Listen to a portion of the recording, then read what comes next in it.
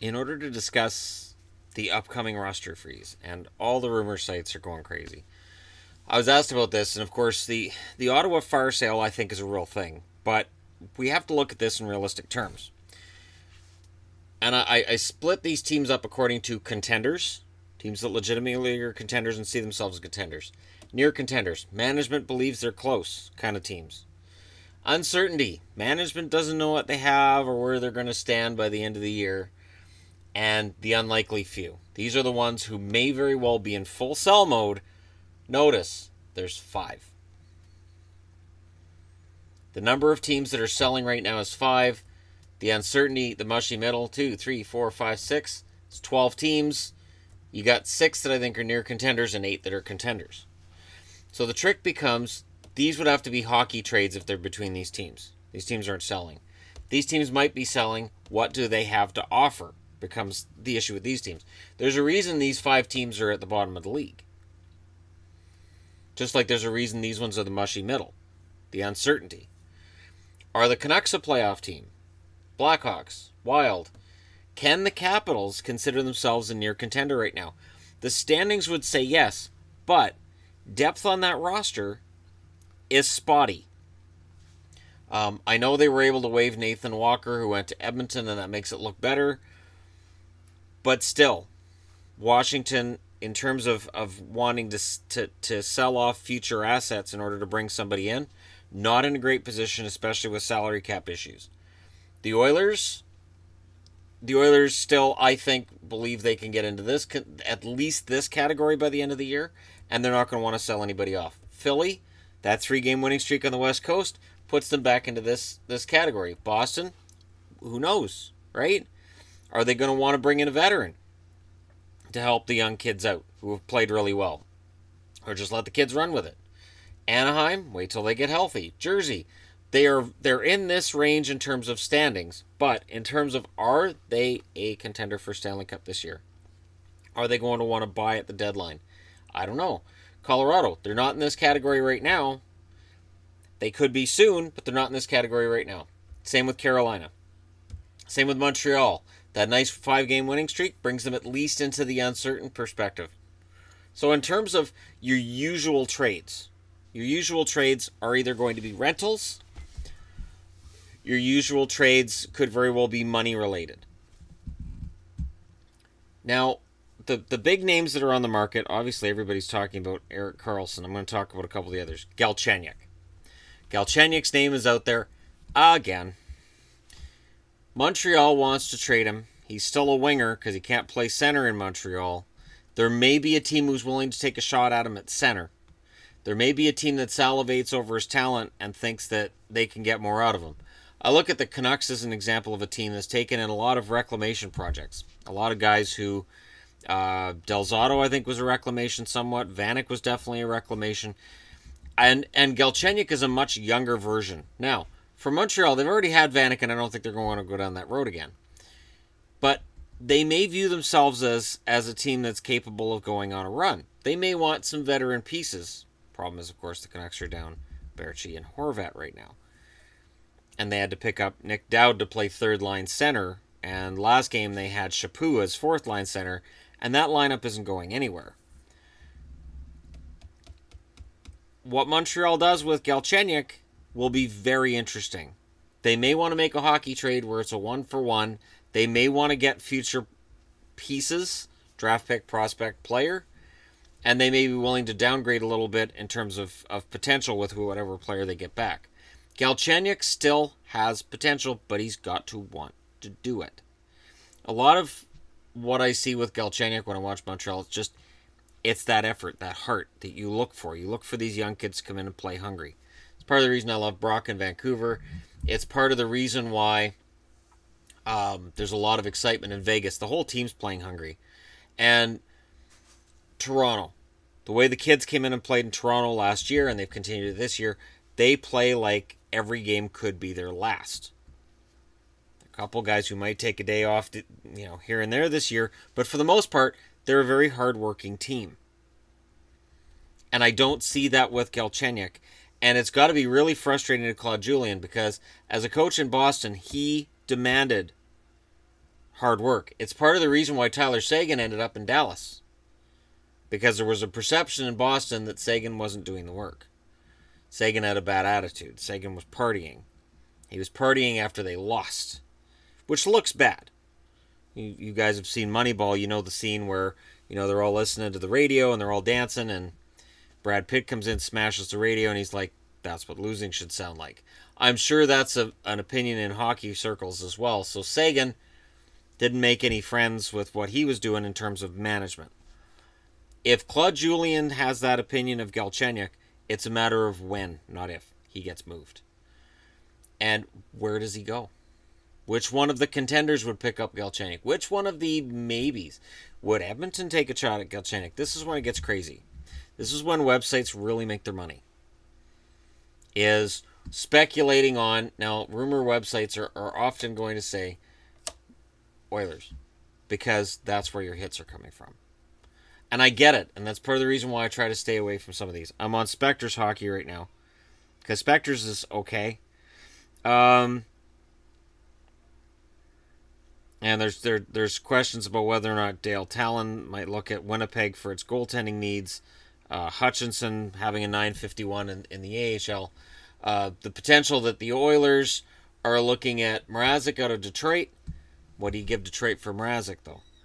Because for Edmonton, they've got a lot of players who are underperforming right now. They've got a team that's kind of slow. And every time I mention that, there's people who say I'm wrong, but they're kind of slow. So what do you move out to bring in Mrazek, and how do you speed your team up? Obviously, Kailer Yamamoto isn't going anywhere, so that's a prospect you're not moving.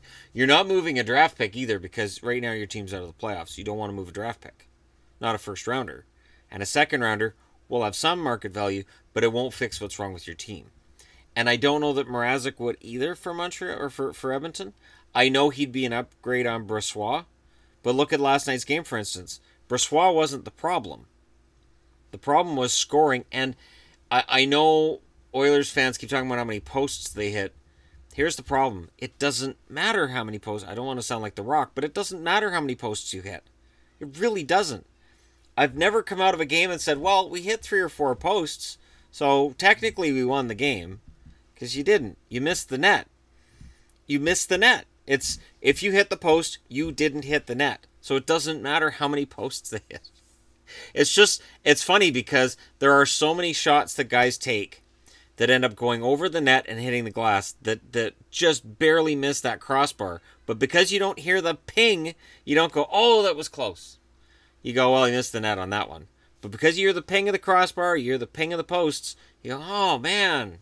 There's a reason Patrick Roy talked to his goalposts. They were his best friends. There were many games that Patrick Roy won where he might butterfly down and miss a goal, but hey, it hit goalpost, so it wasn't a goal. It's very common. Happens a lot. And you can't look at that and say, well, we got a moral victory because we hit all those posts. It really doesn't matter. So again, since goaltending isn't costing Edmonton games, I don't know, unless Talbot's going to be out for months, I don't know that Edmonton should pick up Mrazek. Because then you're in a situation where if Mrazek plays well, and with his salary and at his age, now you got 2 starting goaltenders. Because Talbot hasn't played particularly well this year. And maybe if Mrazek came in and played well, maybe it pushes Talbot to play better. But it's dicey. And then it's a matter of Detroit isn't just going to give Mrazek away. Again, remembering back to Joe Sakic with Matt Duchene, you only get to trade him once. Detroit may be looking for something substantial back from Mrazek because he's young. I honestly think if Detroit was going to trade a goalie, I think they'd have a higher trade value and it would make more sense for them to trade out Jimmy Howard. But who acquires Howard? And what do they get back? Again, I said this in the Ottawa video I just posted. You got to show your work. But this is the issue because there are definitely going to be fans of teams in this category who will say, we're in this category. Fans of teams in this category who are going to say, well, we're in this category. And even teams here who have fan bases, and I'm thinking especially, well, not necessarily. Maybe Detroit, you could argue, belongs in here based on their early play. Maybe you could argue recent play by Florida would put them in this category because Florida's had some good games. But in general, there are so few teams that are actually in a position to rebuild. And this roster freezes in 8 days. Between now and 8 days from now, there's going to be all kinds of talk and rumors. Any NHL rumor site is going to be going crazy. Roster freeze is coming up. It's a roster freeze till the 27th. It's 8 days. It's not a roster freeze until the deadline. I don't see very many teams on this board right now that are desperate to make a move by the 19th because they can't wait till the 27th. That's really what we're looking at. Which team has to make a move before December 27th? And the answer is none, really. The Senators want to. In terms of teams that desperately want to make a trade, I think Buffalo, and I'm not moving them up a category, I'm just saying that they'd want to make a move. I don't have my marker to divide that off. Here we are. Okay, so teams that have to, you could argue, may have managements that are looking and saying, we have to make a move. So I'll put this in the panic category. Teams that might be in a full panic: Ottawa, Buffalo, Montreal might be in a full panic, considering fandom and media. And really, that's probably it. You might be able to qualify Edmonton for the fact that they do need another goaltender, for the fact that they probably could use another blue liner. I think they miss Sekera more than other people realize. Detroit, Arizona, and Florida, there's no panic there. I don't see any reason to panic, and I don't see any panic here. You might argue that Dallas needs help, but where? Where is the problem? And you're not trading out a core there. So in terms of these teams here, Colorado's already made their big move with Duchesne. I think they ride it out from here. At the deadline, you make a move, but at the deadline, you're not in this uncertainty category anymore. In all likelihood, you're here. Between now and the trade deadline, a lot of these teams are going to move here or here. There's not a lot of uncertainty by the time the trade deadline rolls around. But there still aren't going to be very many teams in this category. If I had to make a bet on how many trades we're going to see between now and the 19th, I'd say 3. And they'll probably all be minor deals. Because again, it's only frozen till the 27th. And why ruin a guy's Christmas? It happens. It happens where players get traded the week of Christmas. But it's not a common occurrence. And this isn't the real trade deadline. And there aren't a lot of teams that are in a panic move. And again, whose Christmas do these teams ruin? Other than their fan bases. If their fan base got those tickets for Christmas. Oh, I got Sabres tickets. Yes! But I gotta watch the Sabres, so it's a mixed bag. And I'm only using them as out of the 3 because it's an easy target. But there you go. That's my opinion of the freeze that's coming up on the 19th. Again, if you frequent message boards and if you frequent sites that report on rumors, there's going to be a lot of talk about the upcoming freeze because they do this every year. And every year, much like the trade deadline now, there's more smoke than there is fire. It took 2 years for Duchesne to be traded. I think Galchenyuk gets traded before the deadline. I don't think he'll wait till the deadline. But who knows where he goes and for what. It is going to be very, very tricky for Montreal to make this move. Galchenyuk has a low value, and they still are going to want more back than just extra pieces. They need to get something back. They need to make this trade as important as Duchesne was for Colorado. The problem is, Galchenyuk does not have the resume of a Matt Duchesne. And then you look at what Duchesne's done in Ottawa, and you ask yourself, are there GMs who would be looking at Galchenyuk and saying, geez, maybe he could help us, but look what Duchesne did in Ottawa. It just changed that whole roster's makeup, and I don't know if we want to do that here.